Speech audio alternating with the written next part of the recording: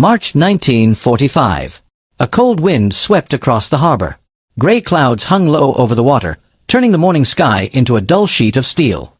The war in Europe was entering its final weeks, but for thousands of people caught in its path, peace still felt impossibly far away. On a crowded transport ship sat dozens of German women. They were exhausted, hungry, terrified. Many had not eaten a proper meal in days. Their clothing hung loosely from their bodies. Their faces were pale. Some stared silently at the deck beneath their feet. Others watched the shoreline with nervous eyes. No one knew exactly what would happen when they arrived. But almost all of them expected the worst. For years they had heard stories. Stories about enemies. Stories about revenge. Stories about what happened to prisoners after surrender. Now they were prisoners themselves. And every minute brought them closer to an uncertain future. The ship creaked as it moved through the cold water. Chains rattled somewhere below deck. The smell of salt mixed with damp wool and unwashed clothing. Nobody spoke very much. Fear had a way of silencing people. Some of the women clutched small bundles containing everything they still owned. A photograph. A letter. A worn scarf. Tiny pieces of a life that no longer existed. Behind them lay a Germany they barely recognized. Cities reduced to rubble. Railways destroyed. Families separated. Entire communities erased by years of war. Ahead of them stood American soldiers. The enemy. At least that was what they had always been told. Yet something strange was about to happen. Something none of them expected. As the transport approached the dock, nervous whispers spread among the prisoners. Would they be interrogated? Punished? Humiliated? No one knew. One young woman later remembered feeling certain that the moment she stepped onto the pier, her life would become even harder. She prepared herself for shouting. For insults. Perhaps even violence. Instead, what she saw made no sense. American soldiers stood waiting. But they weren't holding rifles at the ready. They weren't yelling. They weren't threatening anyone. They were carrying something else entirely. Metal containers. Boxes. And large steaming pots. At first, nobody understood what they were seeing. The women exchanged confused glances. Some assumed the food was meant for the soldiers. Others believed it was some kind of trick. After everything they had experienced, kindness seemed impossible. War had taught them not to expect kindness. The ship finally touched the dock. A loud metallic clang echoed through the harbor. The women rose slowly to their feet. Many struggled to stand. Weeks of uncertainty and hunger had drained their strength. One by one they began moving toward the gangway. The wind felt colder now. Their hearts pounded. Every step brought them closer to the Americans. Closer to whatever fate awaited them. And then came the moment no one had anticipated. An American soldier stepped forward. Not with a weapon. Not with a threat. But with food. Real food. Hot food. The smell drifted through the cold air. Rich. Warm. Unmistakable. For a brief moment nobody moved. The women simply stared. They had spent so long worrying about survival that they could hardly process what was happening. Food was one of the rarest things in their lives. Many had become accustomed to hunger. The constant ache in their stomachs. The weakness in their legs. The dizziness that arrived whenever they stood too quickly. Now suddenly, standing before them, was something they had almost forgotten existed. A proper meal. Yet the greatest surprise was not the food itself. It was who was offering it. The enemy. The same enemy they had been taught to fear. The same enemy they believed would hate them. And as the first bowls were handed out, emotions that had been buried beneath months of hardship began rising to the surface. Some women looked away. Others stared at the ground. A few fought desperately to hold back tears. Because hunger was only part of the story. The war had taken far more than food. It had taken homes. Families. Certainty. Hope. Now, in one unexpected moment on a cold harbor dock, many found themselves confronting something even more difficult than hunger. Humanity. But to understand why this simple act carried such enormous emotional weight, we must go back. Back to the final months of the Second World War. Back to a collapsing Germany. Back to the long journey that brought these women to this moment. Because the Real story begins long before the food was served. To understand why a bowl of hot food could bring grown women to tears, we have to return to the final months of World War II. By late 1944, Germany was collapsing. The signs were everywhere. Factories struggled to operate. Rail lines were constantly under attack. Entire neighborhoods disappeared beneath Allied bombing raids. Food shortages grew worse with each passing month. For ordinary civilians, daily life became a battle for survival. Every morning began with uncertainty. Would there be bread today? Would the market still be open? Would another air raid strike before nightfall? For many women, the war had already taken the men from their families. Husbands fought at the front. Brothers disappeared in distant battles. Fathers were missing. Some had not received letters for months. Others had already received the dreaded telegram. The war was no longer something happening far away. It had arrived at their doorsteps. As winter approached, conditions became even harsher. Cold winds swept through damaged buildings. Broken windows were covered with blankets and pieces of cardboard. Coal became difficult to find. Many families spent nights shivering beneath layers of clothing. The smell of smoke lingered constantly in the air. Not from fireplaces, but from destruction. Entire city blocks remained blackened from previous attacks. Everywhere people looked, there were reminders that Germany was losing the war. Yet many still clung to hope. Propaganda promised miracle weapons. Radio broadcasts predicted victories that never came. Rumors spread through streets and shelters. Some believed the war would somehow turn around. Others knew the truth but were afraid to say it aloud. Then the front lines moved closer. Much closer. The sound of distant artillery became part of daily life.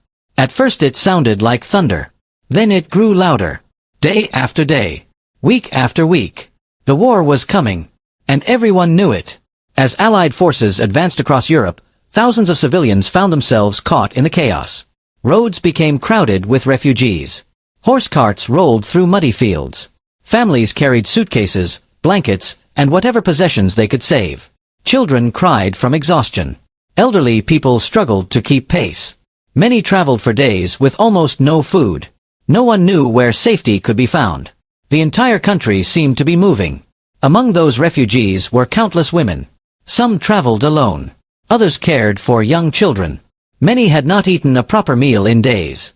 The hunger was relentless. At first it felt like an empty stomach. Then it became weakness. Then dizziness. Eventually it became something worse. A constant companion. An ache that never disappeared. People learned to survive on almost anything they could find. Thin soups. Small pieces of bread. Potatoes when available. Meals became smaller and smaller. Sometimes there was nothing at all. One woman later recalled that conversations often revolved around food. Not politics. Not military news. Food. People spoke about meals they remembered from before the war. Fresh bread. Warm cakes. Roasted meat. Simple things that now felt impossibly distant. But hunger was only one hardship. Fear followed them everywhere. Nobody knew what would happen when Allied troops arrived. Years of propaganda had painted terrifying images of the enemy. Many civilians expected revenge. They expected punishment. They expected suffering. The uncertainty was almost unbearable. Then came surrender. Town after town fell under Allied control. German forces laid down their weapons. The Third Reich was crumbling. For many civilians, the end of fighting brought relief. But it also brought new questions. What would happen now? What would happen to those displaced by war? What would happen to prisoners? And what would happen to women who suddenly found themselves under the authority of the former enemy? These questions haunted thousands of people. Some women were gathered into temporary holding areas. Others were transported to processing centers. Conditions varied dramatically. But one problem remained nearly universal. Food was scarce. The final months of war had disrupted supply systems across Europe. Entire transportation networks had been destroyed. Millions of refugees needed assistance. Soldiers required supplies. Cities required rebuilding. Everyone was struggling. For women already weakened by months of hardship, every day felt like a test of endurance. Then came the journey. The transport that would eventually bring them face to face with American soldiers. The trip was uncomfortable and uncertain. Many passengers carried little more than the clothes on their backs. Their coats smelled of smoke, dampness, and long travel. Shoes were worn thin. Hands were cracked from cold weather. Faces revealed months of exhaustion. Nobody knew exactly where they were going. Some feared prison camps. Others feared interrogation. A few imagined something even worse. The atmosphere was heavy with anxiety. Conversations were quiet. Whispers replaced normal speech. People shared rumors. Nobody knew which stories were true. One woman remembered lying awake at night, unable to sleep. Not because of noise. Not because of cold. Because of fear. Fear of the unknown. Fear of what waited at the end of the journey. Yet something remarkable was about to happen. As the transport neared its destination, American military personnel prepared to receive the arrivals. The war was ending. Military leaders increasingly understood that Europe faced a humanitarian crisis unlike anything seen before. Millions were displaced. Many were hungry. Countless civilians needed immediate assistance. Providing food became a necessity, not only for practical reasons, but for moral ones. Still, the arriving women knew none of this. All they knew was that they were hungry. Very hungry. Days without proper meals had left them weak. Some struggled to walk steadily. Others appeared visibly exhausted. When the transport finally arrived, tension reached its highest point. Every eye focused on the dock. Every heartbeat seemed louder. Then came the unexpected sight. Steam rising into the cold air. Large cooking containers. Food preparation stations. American soldiers carrying supplies. For several moments, nobody understood. The scene contradicted everything they expected. Where were the threats? Where was the anger? Where was the punishment? Instead, there was organization, order, and food. Real food. The smell spread quickly. Warm broth, fresh bread, cooked vegetables, simple meals. Yet after weeks and months of hardship, the aroma felt overwhelming. Some women later admitted that the smell alone nearly brought them to tears. It reminded them of home, of normal life, of a world that seemed lost forever. American soldiers began distributing meals. Carefully, methodically, the women stepped forward one by one. Many hesitated. Years of war had built invisible walls between enemies. Trust did not come easily. Some accepted their portions cautiously. Others stared at the food in disbelief. Then something extraordinary happened. A few women began crying. Not loudly. Not dramatically. Quiet tears. The kind that appear when emotional strength finally gives way. Months of fear. Months of uncertainty. Months of hunger. All released at once. Soon others were wiping away tears as well. For some, it was the first moment they truly believed the nightmare might be ending. Not because they had won. Not because they had lost. But because someone had treated them as human beings. The war had spent years dividing people into categories. Friend and enemy. Us and them. Yet standing on that dock, those categories suddenly seemed less important. A hungry person had been given food. Nothing more. Nothing less. And somehow that simple act carried enormous power. But the story did not end there. Because the meals served that day represented something larger. A glimpse of what Europe would eventually need if it hoped to recover from years of destruction. The rebuilding of trust. The rebuilding of communities. And perhaps most difficult of all, the rebuilding of humanity itself. The meal did not end the suffering. It did not rebuild destroyed cities. It did not bring back lost families. It did not erase the memories of war. But for many of the women standing on that cold dock, it marked something important. A beginning. For years, Europe had been consumed by hatred, fear, and destruction. Entire nations had been taught to see one another as enemies. Propaganda had created walls between ordinary people. Every newspaper headline, every radio broadcast, every speech, they all reinforced the same message. The people on the other side were different, dangerous, less human, less deserving of sympathy. War thrives on those beliefs. Because once people stop seeing each other as human beings, almost anything becomes possible. Cities can be destroyed. Families can be separated. Millions can suffer. And all of it can be justified. That is one of history's darkest lessons. Yet standing there with a warm meal in their hands, many of those women experienced something that challenged everything they thought they knew. The enemy they had feared was not behaving as expected. The image they had carried for years no longer matched reality. And that realization was powerful. Because it forced them to confront a difficult truth. War often creates stories about people. But reality is usually far more complicated. The American soldiers who handed out food that day were not responsible for every bomb that had fallen. The German women receiving those meals were not responsible for every decision made by political leaders. Most were simply ordinary human beings caught inside an extraordinary tragedy. A tragedy that had engulfed an entire continent. As the weeks passed, Europe slowly began the long process of recovery. It was not easy. In many places, it was not even clear where recovery should begin. Cities lay in ruins. Roads were damaged. Factories were destroyed.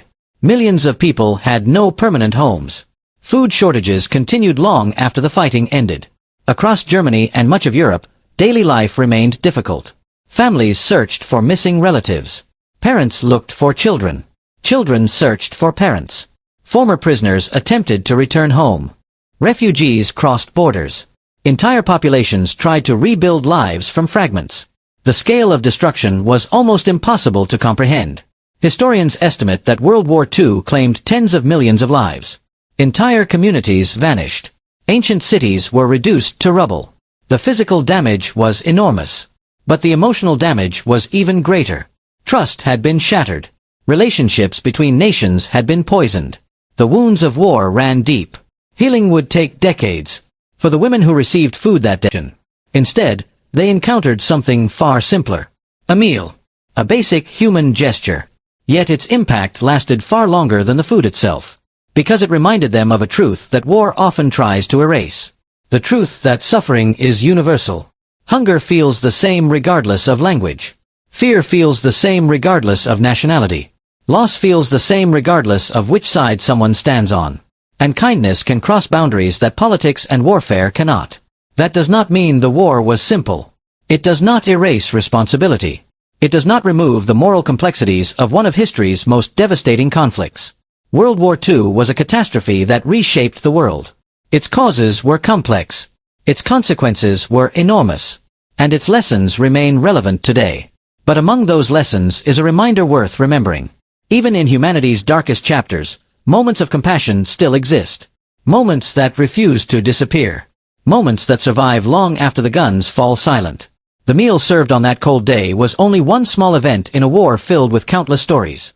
Yet it captured something important. A glimpse of the world that people hoped to build after the fighting ended. A world where enemies could eventually become neighbors. Where survivors could rebuild. Where future generations might learn from the mistakes of the past. And where simple acts of humanity could help heal wounds that seemed impossible to repair. Today, decades later, the ruins have largely been rebuilt. The battlefields are quiet. The soldiers are gone. Most of the people who lived through those events have passed into history. Yet their stories remain. They survive in diaries. In letters.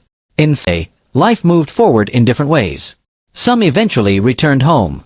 Others discovered there was no home left to return to. Some reunited with family members. Others spent years wondering what had happened to loved ones who never came back. Many carried memories of the war for the rest of their lives. Not just memories of hunger. Not just memories of fear. But memories of unexpected moments. Moments that stood out precisely because they occurred in such dark times. Years later, survivors often remembered small acts of kindness more vividly than major events. A stranger sharing food. A helping hand. A warm blanket. A reassuring word. These moments may seem insignificant when compared to battles and military campaigns. Yet for the people who experienced them, they were unforgettable. Because when everything else had been stripped away, those acts reminded them that humanity still existed. Even during war. Especially during war. Perhaps that is why stories like this continue to resonate today. Not because they are stories about victory. Not because they are stories about defeat. But because they are stories about people. History books often focus on generals, governments, strategies, maps, battles. And those things matter. But behind every major historical event are ordinary individuals trying to survive. People who become hungry. People who become frightened. People who lose hope. And people who sometimes discover compassion in the most unexpected places. The women who stepped off that transport expected hostility. They expected punishment. Some expected humiliation. Family memories. And in moments like this one. Moments that remind us that history is not only about destruction. It is also about endurance, about survival, about resilience, and about the extraordinary power of compassion when it appears in the least expected places. Because sometimes, in the middle of war, the most powerful act is not winning a battle. Sometimes it is simply offering a hungry person something to eat.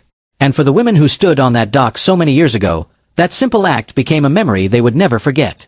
A memory of warmth in the middle of coldness. A memory of kindness in the middle of conflict. A memory of humanity in the middle of war. If you enjoyed this hidden World War II story, please like, subscribe, and join us for more forgotten stories from history.